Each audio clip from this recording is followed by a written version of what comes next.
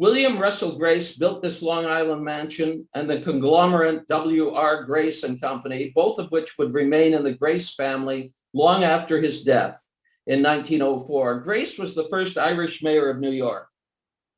In 1886, he personally accepted a special gift from France, the Statue of Liberty. Gail Meredith's grandparents came to New York from Ireland too. Arriving in the late 1800s, they found work at Grace Manor as a chauffeur and a maid. When Gail was born on Long Island in 1942, her father was overseas in the Navy.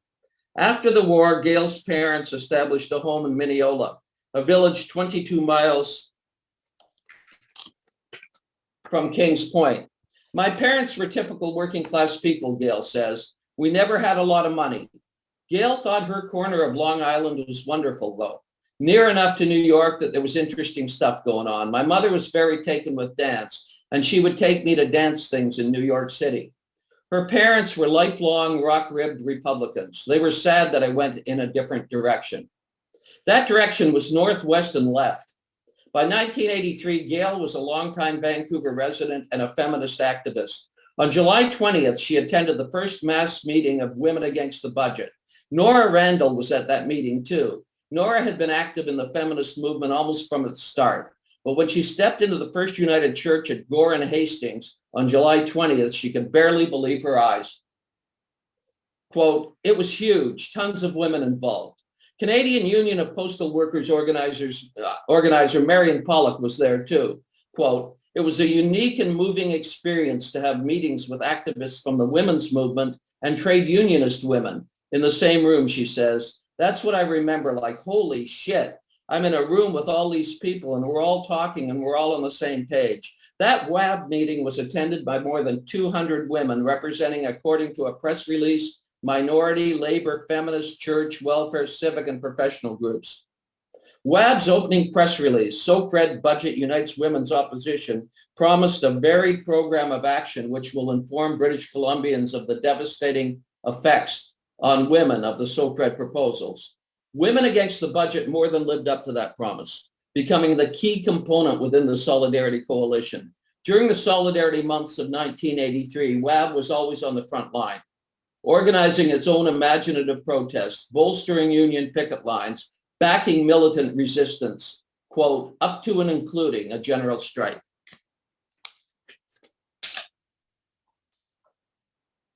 In Vancouver, there's always been a cultural politics that's kind of unique to North America, that's kind of in tune, though, with the West Coast of the US as well.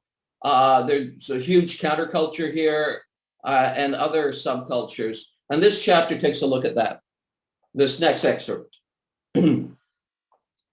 One of the more pleasurable 5 hours of my life was spent at LA's Nate Nell's Deli, talking with the remarkable Norma Barsman.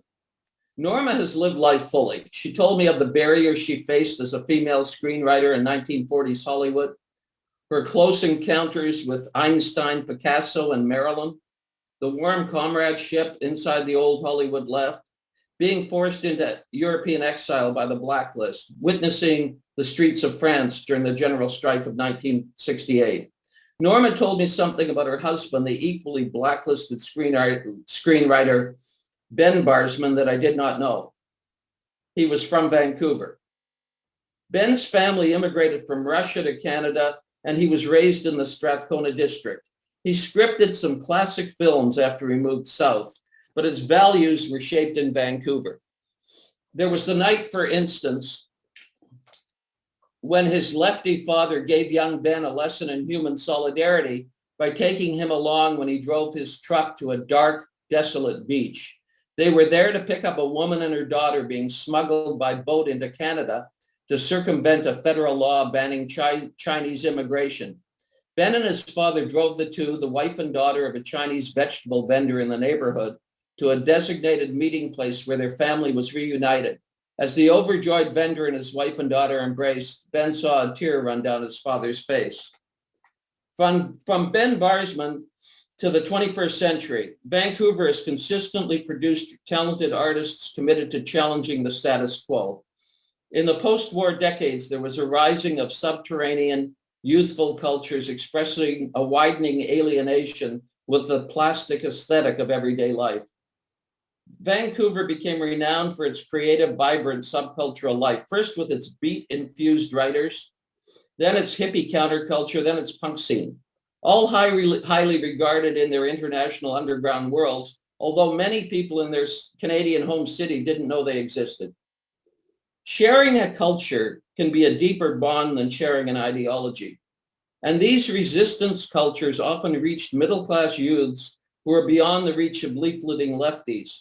Many Solidarity supporters of 1983 had been influenced by the melding of alternative culture and politics. Solidarity's ranks included writers, musicians, actors, filmmakers, and a folk festival director.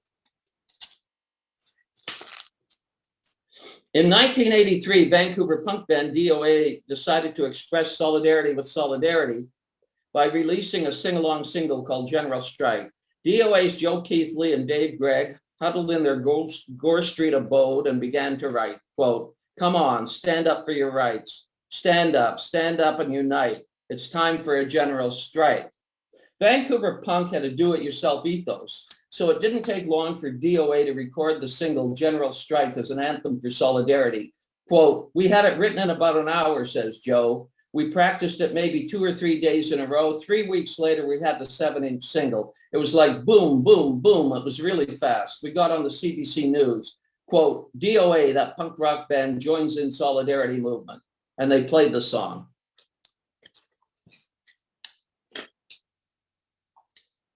There were several very memorable protests during the Solidarity months.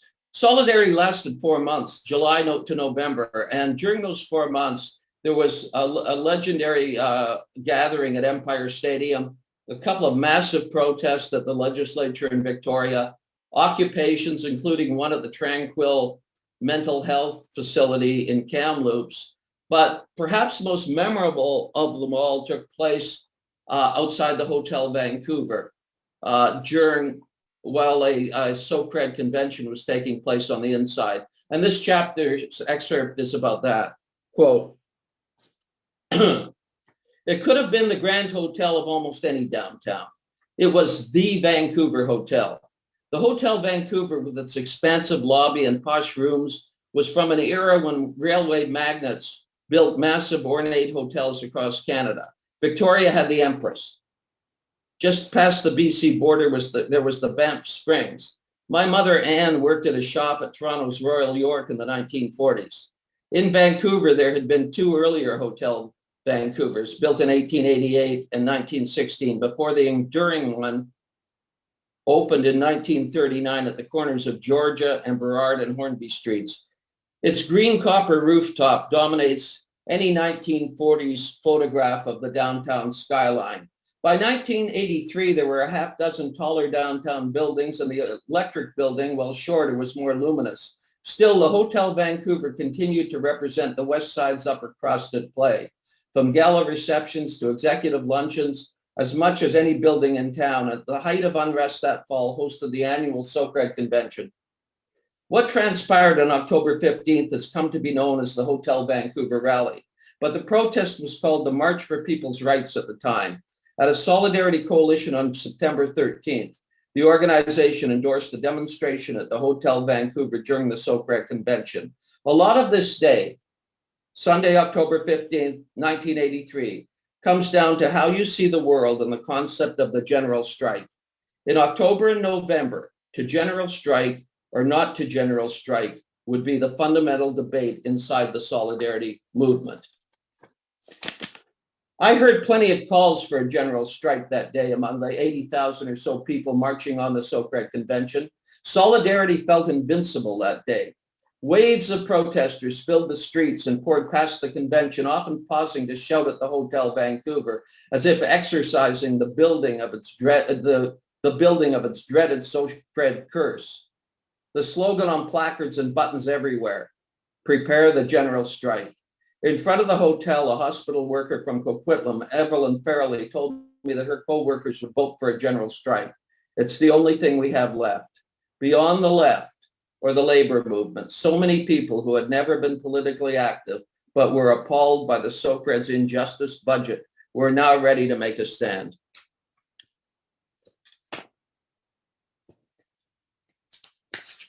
The October 15th rally left no doubt about public support for solidarity. The following day, Women Against the Budget, at its conference in Vancouver, became the first component of the Solidarity Coalition to endorse a general strike. The day after that, the Lower Mainland Solidarity Coalition backed action up to and including a general strike.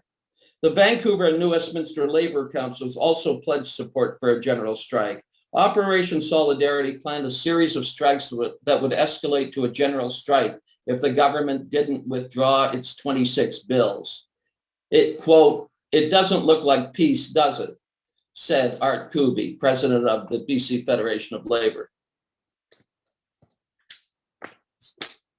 With the BC Teachers Federation and the BC Government Employees Union on strike, and more unions poised to join them, the BC Federation of Labor leadership turned squeamish and dispatched Jack Monroe to Bill Bennett's Kelowna home.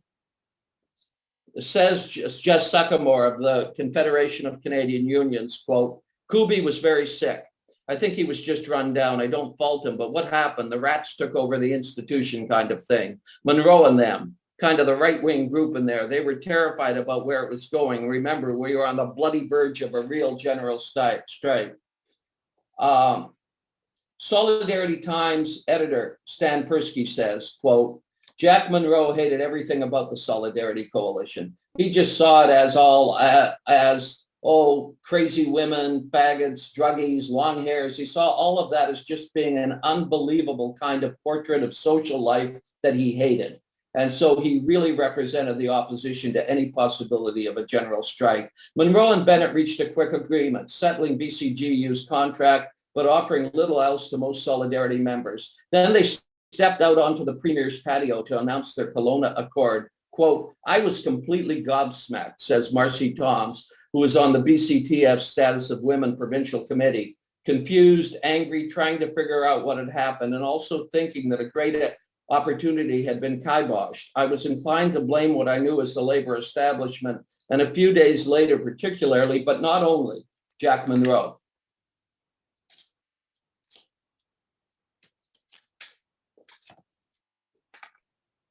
The day after the Kelowna Accord, the Solidarity Coalition's environmental rep, Cliff Stainsby, woke up in Queen Charlotte City, an island community just off the West Coast. He was scheduled to speak at a town hall solidarity rally. I got up in the morning and went in the afternoon to the rally, and I caught hell. What had happened was the Kelowna Accord, and I didn't know it, and they did. There was visceral anger waiting for him at the hall. By this time, Cliff had appeared at a number of solidarity rallies and was comfortable speaking publicly on its issues. It's just like talking to your friends. But it wasn't that day. They were furious, asking me, "What the hell what's going on?" It was teachers and healthcare workers, mainly, as I recall, probably some fishers too. Teachers had got out of their classrooms on a non-wage thing. It was about broader social issues, and they did that. But anyway, they were pissed. I got the brunt of it for a while. And then they realized I didn't know what was going on. I wasn't part of it, and that I was pissed too. It's just the emotion. The obvious word is raw, I guess. And then that kind of emotion didn't go away in a hurry. The fury was unabating in the days and weeks and years that followed. So many Solidarity supporters felt that when the big decisions were made, Solidarity, which had seemed so democratic, was suddenly utterly undemocratic. The frustration was so level, you wouldn't believe it, recalls Raj Chauhan.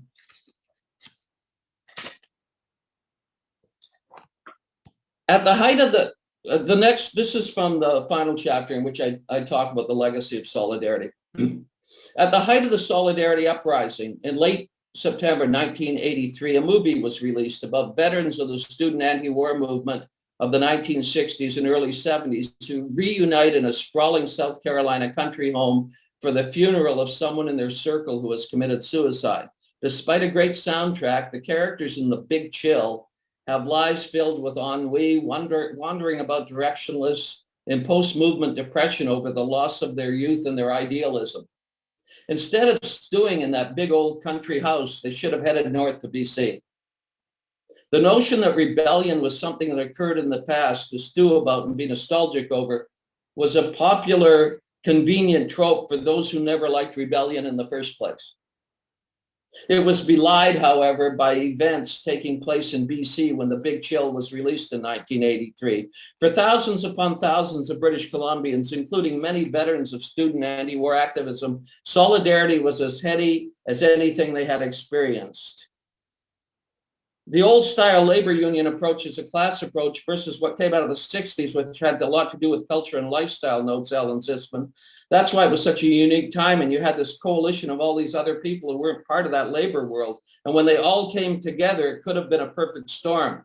Another moment at what could have been. Why wasn't it a more perfect storm?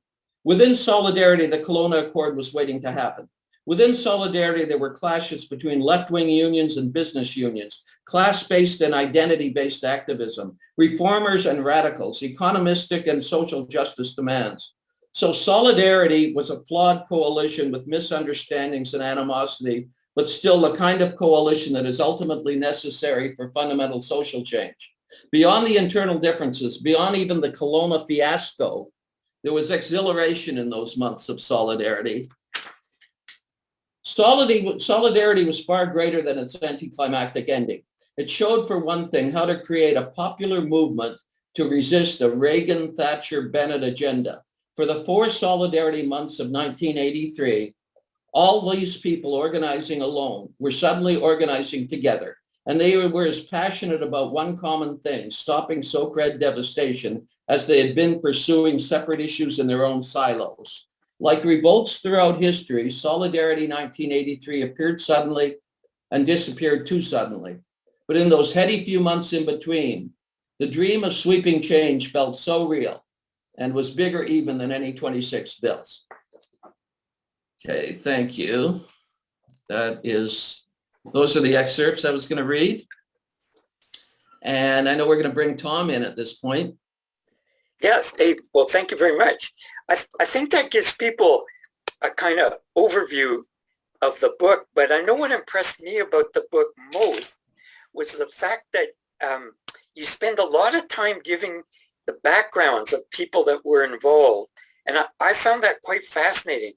Not just the leadership, but individual people, like what would motivate them to sort of disrupt their everyday lives and take part in solidarity. So I guess the first question I have for you is, so much history is written, this happened and that happened, and there's not much sense of people in being involved, whereas it's impossible to read your book and not really have a sense of the wide variety of people and what their backgrounds were like. And so maybe you could talk a bit about, like, why did you choose to write the history sort of from a people point of view rather than just a list of this happened, that happened, and so on?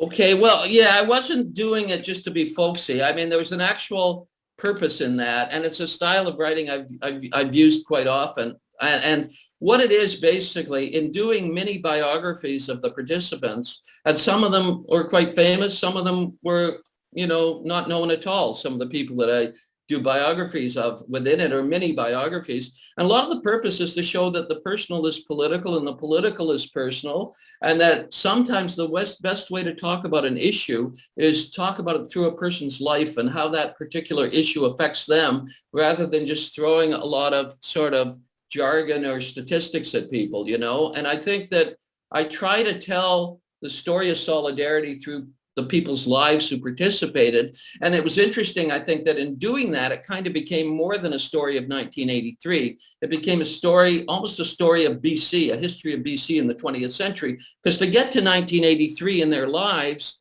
they had participated in all sorts of previous activities that really, defined BC for not just the 80s, but for decades and decades. But, well, I mean, I know for me, I was surprised by some of the people involved, their backgrounds, and because I had just known them, as individual people, and so I was curious if any of the backgrounds of people we were interviewing was a surprise to you, or whether. Well, it's funny, Tom. I think, when you're interviewing people, it's just like when you're talking to people, you always are surprised. I mean, if you're open to listening to them, I mean, everyone's life it has interesting things about it. And especially the kind of people that I was talking to, some of them just have remarkable lives, you know. People like Patsy George, the activist, the social worker activist who was fired and then became, you know, a really passionate organizer for solidarity, just going through her experiences, for example, and many others, you know. So I think so I wouldn't say I was actually surprised. I kind of sort of expect to be surprised when you get into that, especially talking about those kind of people that are very passionate and really care about a lot more than just themselves. Well, you touched on how the events sort of you know, cast a shadow for it, a good kind of shadow. And I know for me, taking part in the events of solidarity really restored a kind of faith in social change. That social change is really possible. That faith that had been sort of diminishing since the 60s kind of petered out. And I think for me personally, I've been running on that energy ever since. So, and I believe you found something similar in when you talk to people that in their lives this had been transformative in some sense, not just, you know, we took part in it and then fell back on everyday life. Is that? Yeah, no, right? Sorry. Yeah, I think that's a really great point. Because I think what happens, you know, early on I was talking in that quote about how this was one of those moments that suddenly happens in which people that have been sort of just coping in their daily lives or suddenly have solidarity with huge numbers of people and are doing something that's like really remarkable. I mentioned France 1968 and some of those other events that have happened. And I think the interesting thing with those events is that they really articulate for people, you know, things that already exist, that are kind of simmering in society, you know, and you can't predict when these events are going to happen, but they do happen. And when they happen, they enable people to, you know, it becomes very transformative. Let's put it that way. I mean, there is the potential during these events to completely transform society. I mean, that was one of the debates that took place within the whole thing. Because people, for example, the general strike, which became, for a lot of people, it became the end game for all of this. People were saying, where are we going with this? I mean, there's different ways of looking at a general strike. Some people look at it as just a, you know, a tactical thing just to deal with specific legislation and to have it rescinded. Other people have a more transformative view of it. People like Emma Goldman or Rosa Luxemburg or the Wobblies. And their idea of a general strike is you actually don't just go on strike, but you take control of the means of production during I mean, for example, the bus drivers keep driving the buses, only they're driving them for free, picking up people for free. Factories continue to operate, only they're operating collectively. So you're creating the new society in the shell of the old, as your Wobblies would say. And so, I mean, there was a whole transformative nature. Anything like this, these sound really like, you know, huge things, but I mean, anything seemed possible during those solidarity months because it was one of those moments. And the thing that's happened historically in those moments that I'm talking about is generally the original exhilaration of them is either, you know, suppressed by the state or taken over by authoritarians who lose the entire egalitarian nature of the uprising. So the key is, how do you take those moments when they happen, like France 68 or Solidarity here or whatever, and turn them into a permanent part of society, you know? Make the best part of those moments a permanent part of the way people live and feel and think. And so I think the point I'm saying in answer to what you're saying is I understand what you're saying. It did really, a lot of people who had come through the 60s and 70s or even earlier movements, it satisfied that idealistic part of them, you know? I mean, it was actually happening. These ideas of transformative social change seem real and possible. And, you know, and it was inspiring that could happen, that it could actually happen on that level. And it happened right here. Yeah, well, you had talked about cultural change, and for me, the culture of solidarity was like if you were downtown and you were wearing certain buttons, people would stop that you didn't know, and the whole thing would get discussed right there on the sidewalk, and that seemed quite exhilarating. The idea that you had connections with people because of a set of values that was trying to make a better province, a better daily life for people. So it really was a kind of rush, that sort of cultural aspect of it, that you found you shared more with people than you knew, but always in a good cause, not a bad one. Before we leave that issue of personal transformation, though, or inspiration, whatever you want to call it, I'm curious about you personally. Like, obviously, all these years after Solidarity, you felt compelled to write this book. So, is this a carryover from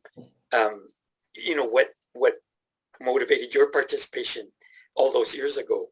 Well, I'll tell you my motivation for doing the book is my background. I started out, had been a student. I'd been an activist, student and community activist and other things.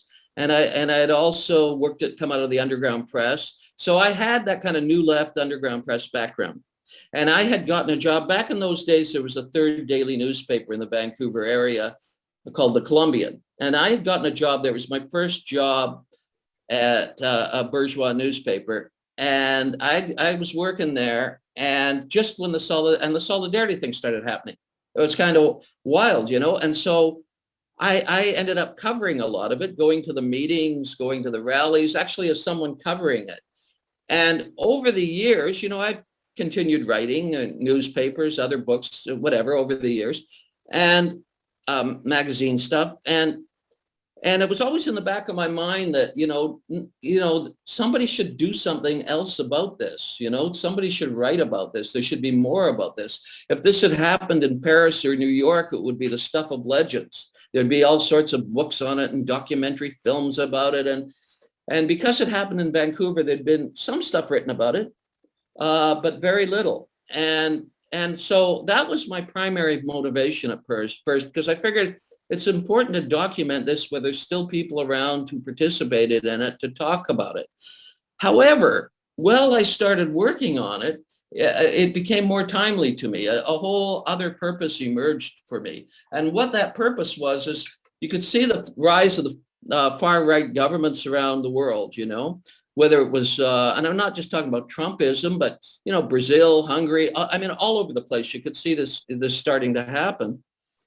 And I think a lot of my motivation suddenly became that this was actually really an interesting historic lesson, how to form a mass movement against a far-right government's legislation, which is what exactly happened here. And it wasn't just the left and trade unionists. It was people who had never even thought about politics before going into the streets here in '83. The fact that happened here, considering the state of the awful state of the world these days, made it more timely and relevant to the 2020s than I had initially thought when I originally came up with writing it.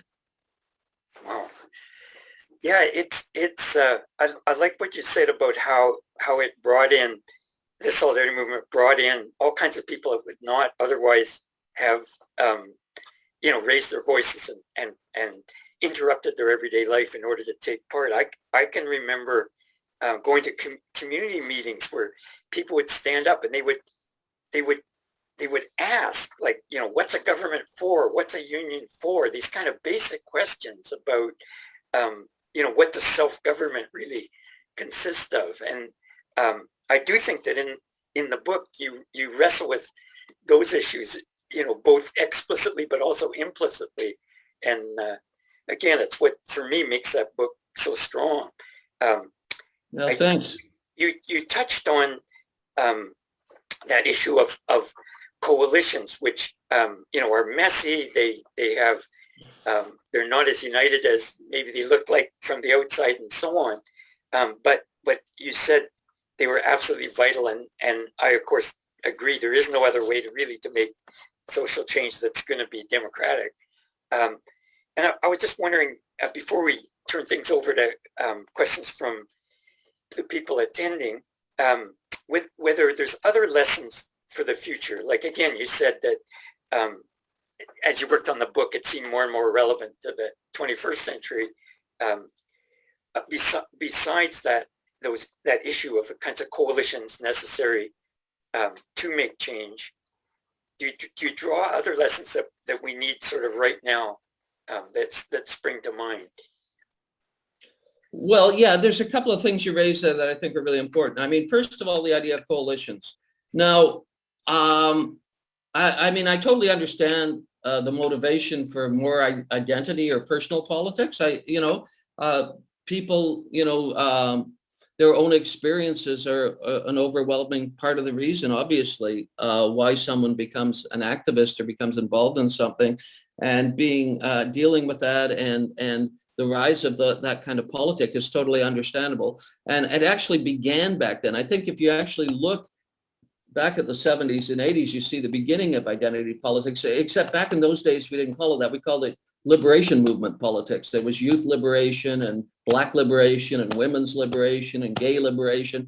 But it was actually sort of the beginning of this idea of politics that aren't necessarily based on class and unions, but are based on things like sexism and racism and your own personal identity. And so a lot of that stuff happened then, and a lot of it's happening now, and it's overall, I mean, it's a good thing, and I understand it. Having said that, there are moments in which I think it's important to be able to work with people who aren't like you. I mean, I have my own particular politics, and I certainly have,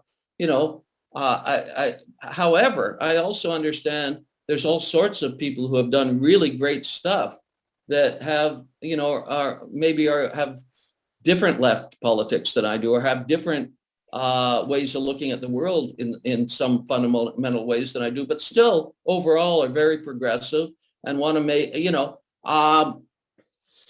I mean, for example, the NDP, when it was more Tommy Douglas and less Tom Mulcair, I mean, they did some pretty progressive stuff, even though I'm not a social democrat, and that's an example of what I'm talking about. I think that,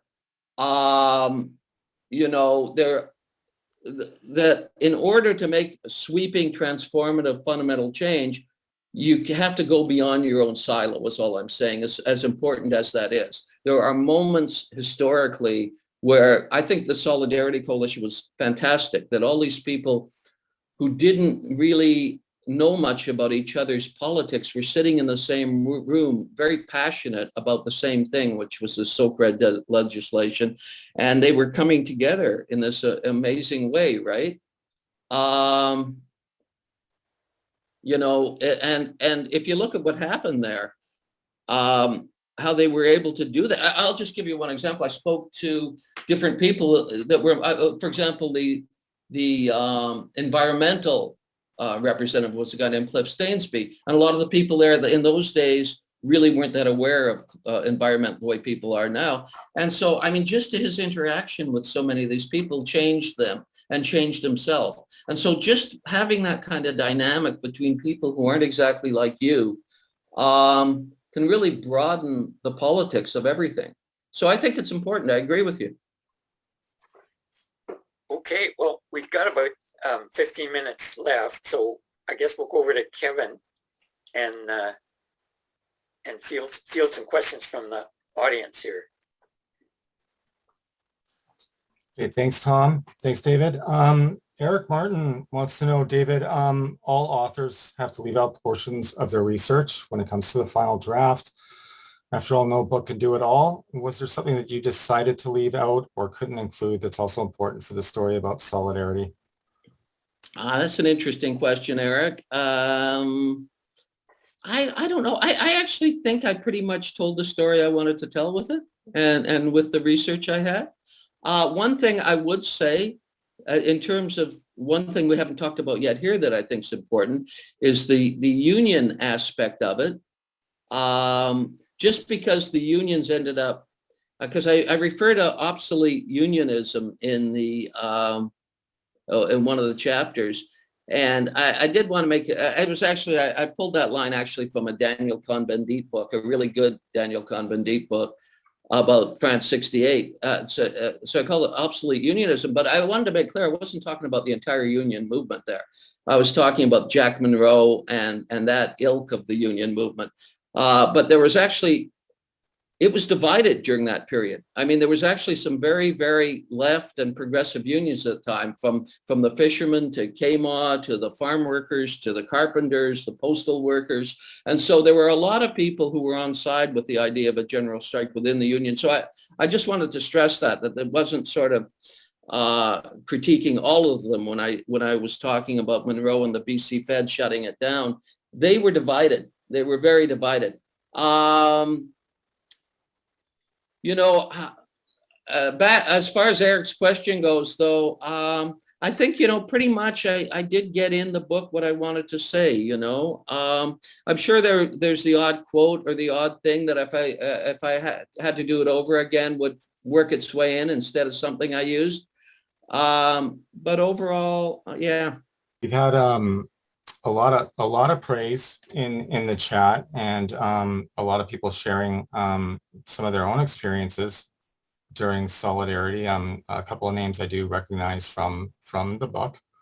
Are there any other questions for David at this time? Tom, do you have another question in your back pocket, maybe? Or yeah, well, one of the excerpts that David read had to do with the whole Jack Monroe kind of sellout of what was happening at the moment when picket lines were firm all across the province, when it really looked like we were in an extremely transformative moment. Then Monroe goes off to Kelowna, cuts this deal, which wasn't really a deal at all, just a kind of total surrender, and we were never allowed to vote on it. And as with that anecdote about Cliff Stainsby, it was a big shock and surprise. Most union contracts, when a tentative agreement is reached, the people involved get to vote on it. And I wanted to ask David if he had any thoughts about why this was sort of presented to the solidarity groups as a done deal, rather than allowing even a pro forma kind of response to it. It was just off the table. You weren't allowed to discuss it. That was it. Well, that's one of the whole ironies of the whole thing, is that the movement was so ultra-democratic, or apparently ultra-democratic, from July to November. And there were these mass movements to discuss everything. And especially the Solidarity Coalition part of the movement. And it was so democratic, but suddenly at the end it becomes undemocratic. And I think, probably the best reasoning you can come up with is there was a few power brokers in the BC Federation of Labor who were really terrified with the idea of a general strike, and they wanted to shut it down at all costs. And, there was a real popular uprising that had taken place, not just popular in the sense of mass base, but popular in that people wanted to be involved in it and were willing to be involved in it. Like the teachers, for example, who became one of the real heroes of the whole thing. They weren't striking over teachers' issues. They went out there for social justice for everybody. And there was that sort of sensibility building, even within some of these private sector unions that these people that run the BC Fed at the time, did not want to strike in a general strike. So I think probably the best guess would be that they would have lost that vote. If they were Democratic, they could have wound up with something they really didn't want, which was their membership voting for a general strike. Yeah. Well, I mean, I agree with you, but since you've sort of been talking to so many people, that I was kind of curious of your take on it all. Yeah, I sort of think that's, I mean, I don't know for sure, but, but that's sort of the sense I get of the whole situation, just like there's so much about this that we don't know for sure. We don't know if a general strike had happened, what actually would have happened, I don't know. I don't think anybody can say for certainty what would have happened to those 26 bills, or what would have happened to the province, or anything else if things had proceeded with a militant general strike. But I do know one thing. I think it's highly unlikely that the Solidarity movement would have got less than they got in Kelowna if they had continued. Yeah, oh, for sure. Okay, Tom, David, a couple of questions have come in. We got some time. So David, Colleen Fuller wants to say there were some serious divisions in Solidarity between the coalition, the community, and the labor movement, between the CP and the NDP, etc. What do you think are the important lessons about building and maintaining unity among diverse groups? Well, yeah, there definitely was serious conflicts, you know. I mean,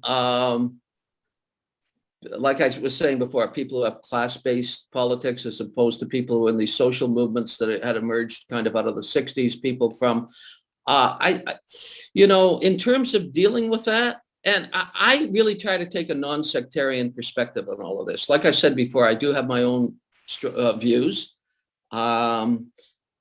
But having said that, I mean, basically back then I was an anarcho-yippie. I mean, I do have my own perspective on life. Having said that, though, I take a non-sectarian point of view, as I mentioned before about Tommy Douglas. I think CP did some, you know, look at some of the stuff. I mean, the On to Ottawa track, the Mackenzie Papineau Battalion. I can go through all sorts of left groups and progressive groups that have done stuff that I think is good, even though in some way overall I don't share the exact same politics as them. And so I think the thing to do in terms of dealing with that, and I understand what you're saying, Colleen, these are fundamental differences and conflicts. And I think the basic attitude, my friend Bob Sardi, who is a very close friend of mine, who passed away not that long ago, who had worked with in the underground press and various projects, once said to me that his attitude is about what people are doing. Would the world be a better place if they weren't doing it? So instead of being overly judgmental, I think the best thing you can do, I mean, like I said, I take that view myself. I take a fairly non-sectarian view of all of this. I think it's important to be able to work with people who aren't like you. And if you're going to make fundamental changes, your own little organization's not going to be able to do it on its own. No one group can. And so the idea of, you know, all I can say is I think it's important for people to develop that kind of sensibility, progressive people, that, you know, you're not going to agree with everybody 100%, but if you really want to make advances, you're going to have to, you know, work outside of your own silo. Thanks, David. Jay Hamburger asks, do you think a solidarity movement could happen again in BC or in Canada? Well, that's actually really interesting because, you know, I've thought about that. Like, BC was really unique, and I'm not sure people realize how unique it is, but it's one of the most, you know, it has as progressive a history as any place in North America. You know, Vancouver and BC. There's, you know, like I said before, the Wobblies were named here. I mean, there's a long tradition of trade unionism and subcultures. The hippie counterculture was massive here.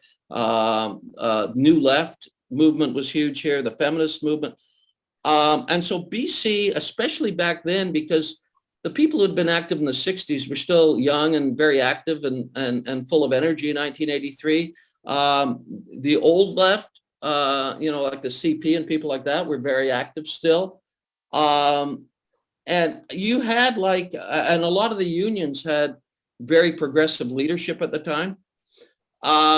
So it was a particular moment then in which BC had a very strong progressive tradition as well as a progressive present. And I've thought about whether it could have happened anywhere else in North America in 1983.